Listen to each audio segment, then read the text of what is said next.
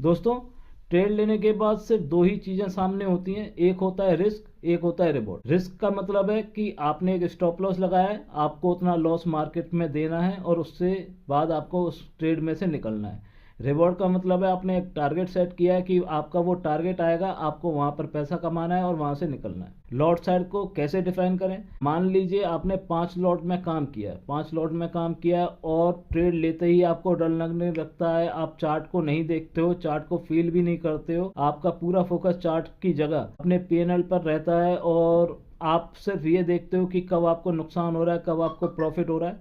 तो आपको अपने लॉट साइज को कम कर देना है।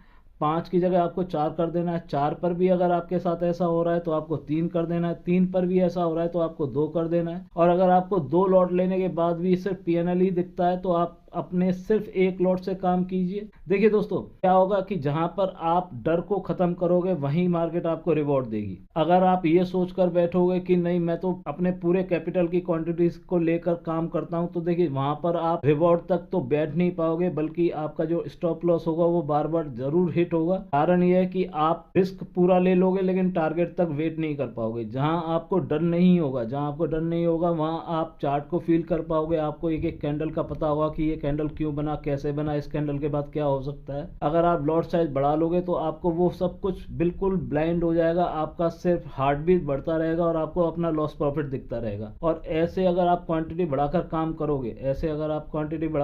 करोगे तो आप स्टॉप लॉस तो पूरे देखोगे, लेकिन किसी भी ट्रेड में अपना टारगेट नहीं देख पाओगे, क्योंकि जब भी टारगेट अचीव होने के टाइम पर आपका ट्रेड अच्छा होगा तो आप कभी भी बीच में निकल जाओगे क्योंकि आपका सारा फोकस पीएनएल के रेड एंड ग्रीन पर होगा।